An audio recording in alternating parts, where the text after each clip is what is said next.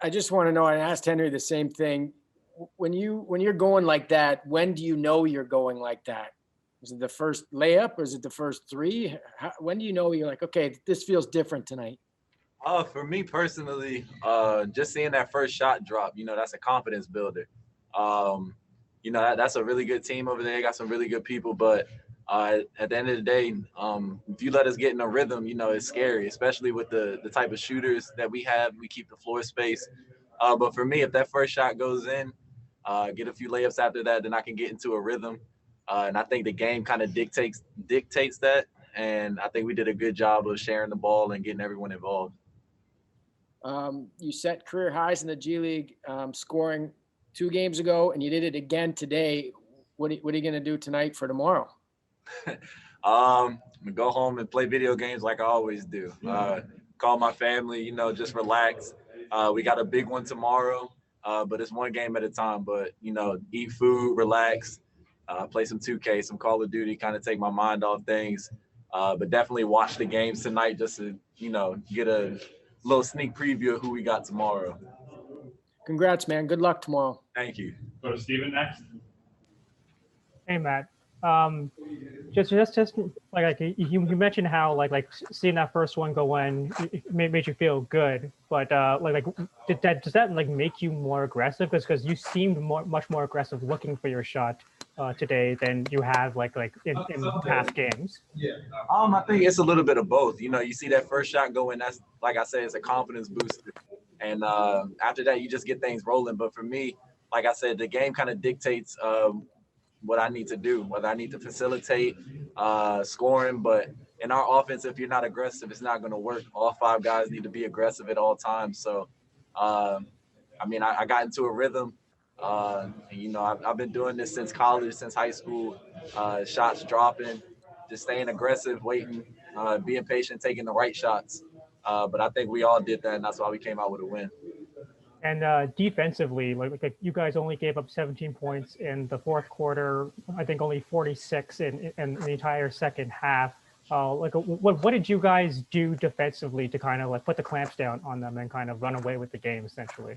I think we just locked in. We bought in defensively, and we knew we just had to get some stops. And we score at a very high rate, so if we can get some stops, the other team might panic a little bit. But like I said, they got some great players over there. We made them miss shots, and I think at the end of the day, if we make other teams miss shots, we're going to score on the other end as long as we play our brand of basketball. So the fourth quarter, we definitely locked in defensively, and that's how we came out with a win. Great, thanks a lot. Thank you. 3 more. We'll go to Doug Smith. Congratulations on the win. I asked Patrick this earlier. How does a group that seldom practices and plays every other day for a month have such cohesion? I think it's definitely off court. We love being around each other. On the court, it just makes it that much easier. When you're able to build that chemistry off the court and genuinely like playing with the people that you're with. I think that's what builds that chemistry on the court and makes things that much easier and builds that trust that if I give someone the ball, they're either going to knock it down and make the right play. So I think that's how we've kind of built that chemistry in such a short amount of time. We talked to people last summer in the NBA who were in bubbles who didn't find it that easy. It was very hard on them. It hasn't been that way for you guys. It sounds it. Why do you think that is? I think just because we're all focused on this goal that we have. It's definitely a shorter period than the NBA, but I can't really speak for other people, but I'm comfortable being down here, just kind of in my room doing my own thing. I love playing video games. I love hanging out with my teammates, being at the pool. They got fishing and stuff like that. So you definitely have to find things to do, but at the end of the day, we're not here for very long, and especially with this team, we know what we're striving for. Great, thanks very much. Congratulations. Good luck tomorrow night. Thank you. I appreciate it. Go to Andrew. Hey, Matt, great game once again. I was wondering if you could take me back to your last one and done game for Cornell. I think it's a play-in into the NCAA tournament, a difficult one. You're already bowing your head. What are the memories that immediately come to mind about that NCAA tournament game? That Ivy tournament game, I remember we were playing Harvard, and Seth Towns just went crazy. We gave him a lot of open shots. He got into a rhythm. But I remember at halftime, you know, we had a lot of momentum going into half, and then Christian Juzang hits a half court shot, and I think that kind of, you know, killed the momentum for us. But great memories. I loved seeing like the fans that traveled there, being in the Palestra. It's definitely more bad memories than good, but at the end of the day, I was just happy just to make the tournament. I wanted to win, but I mean, it was the first time Cornell's ever been in the Ivy League tournament, so definitely a building block.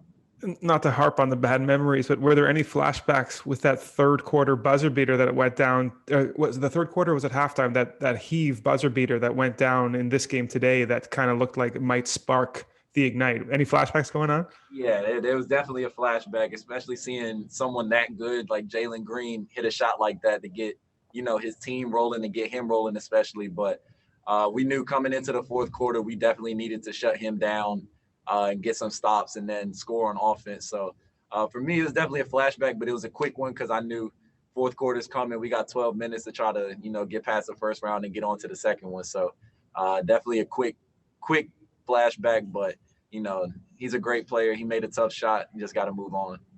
For sure. Congrats. Thank you. And with Savannah. Hey, Matt.